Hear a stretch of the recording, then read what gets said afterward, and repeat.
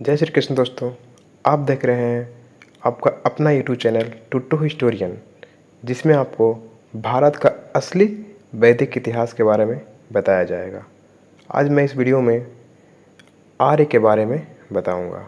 आर्य कौन थे? आर्य कौन थे?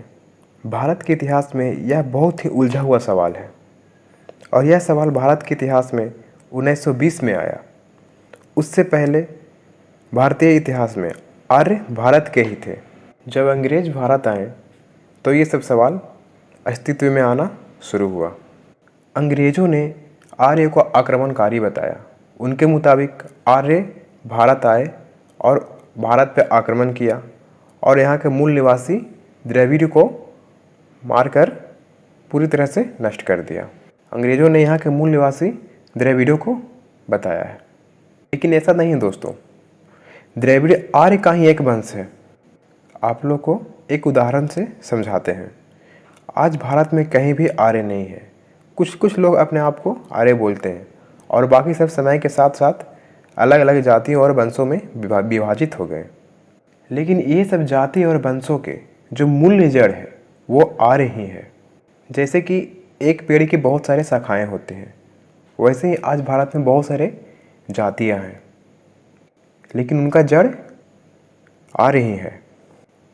लेकिन अंग्रेज़ों ने भारत के लोगों के बीच आर्य को आक्रमणकारी और लुटेरों के रूप में उनके इतिहास को पेश किया और इन सब में उनका साथ भारत के ही कुछ चाटुकार लेखक और इतिहासकारों ने दिया और इन्हीं सब बातों को भारत के इतिहास के पन्नों में लिखा गया।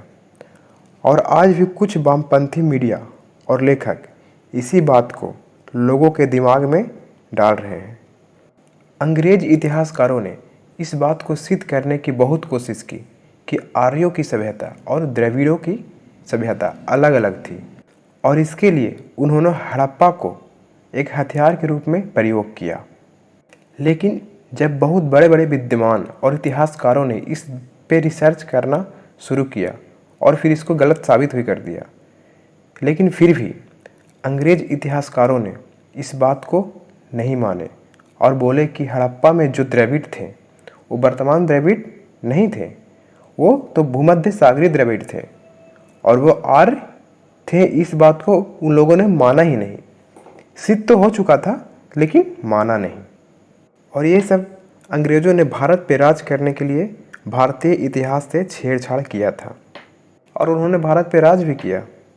आज भारत आज़ाद होने के बाद भी भारतीय नेताओं ने अपने फ़ायदे के लिए इतिहास में कोई बदलाव नहीं किए और ऐसे ही चलते रहने दिया। आर्यों को लेकर अंग्रेज इतिहासकार और कुछ भारतीय इतिहासकारों द्वारा लोगों को बहुत उलझाया गया है।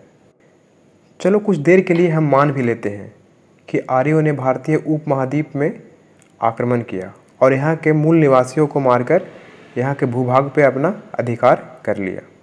लेकिन दोस्तों, हड़प्पा और राखीगढ़ी में किसी भी तरह के आक्रमण, हिंसा और विनाश का कोई सबूत नहीं मिला और वहाँ मिले कंकाल पे किसी भी तरह के चोट के संकेत नहीं मिले हैं। आप लोग को पता है दोस्तों, हड़प्पा में मिले बस एक कंकाल पे रिसर्च करके यह सिद्ध किया जा रहा है कि यह दक्षिण भारत के लोगों से काफ़ी मिलता जुलता है। इसलिए भारतीय उपमहाद्वीप के मूल निवासी द्रविड़ है। लेकिन ऐसा भी तो हो सकता है जिसका वो कंकाल है वो किसी भ्रमण पर निकला हो या फिर कोई व्यापारी हो। कल को अगर दक्षिण भारत में कोई कंकाल मिलता है और उसका डीएनए उत्तर भारत के लोगों से काफ़ी मिलता जुलता है, तो क्या फिर एक नया इतिहास लिखाएगा कि आर्य भारत के मूल निवासी थे और द्रविड़ समुद्र के रास्ते भारत पर आक्रमण किया था? ऐसा नहीं है दोस्तों। ये सब लोगों को उलझाने के लिए बस एक कहानी बनाया गया था। आज भी उत्तरी और दक्षिणी भारत के धर्म ग्रंथ एक ही हैं और पहले भी दोनों के परंपराओं काफ़ी मिलता जुलता था। इतिहास के धर्म ग्रंथ में इसका संकेत भी मिलते हैं। चलो फिर कुछ देर के लिए मान लेते हैं कि आर्य बाहर से आए थे और उन्होंने भारतीय उपमहाद्वीप में आक्रमण किया और उनकी भाषा संस्कृत थी। तो आज ये भाषा वहाँ देखने को क्यों नहीं मिलता जहाँ से आर्य आए थे? आर्य आक्रमणकारी थे, इसका सबूत भारतीय इतिहास के ना तो किसी कालखंड में घटित हुई और ना ही किसी पुरातात्विक विज्ञान से इसका कोई सबूत मिलता है।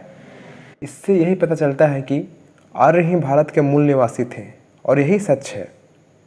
फिनलैंड के तार्तु विश्वविद्यालय एस्टोनिया में भारतवासियों के डीएनए गुणसूत्र पर आधारित एक अनुसंधान हुआ। कैम्ब्रिज विश्वविद्यालय के प्रोफेसर डॉक्टर किविसिल के निर्देशन में एस्टोनिया स्थित एस्टोनियन बायो सेंटर में तार्तु विश्वविद्यालय के शोध छात्र ज्ञानेश्वर चौबे ने अनुसंधान में यह सिद्ध किया है कि सारे भारतवासी के डीएनए मतलब गुणसूत्र के आधार पर एक ही पूर्वजों के संतान हैं। आर्य और द्रविड़ों का कोई भेद गुणसूत्रों के आधार पर नहीं मिलता है।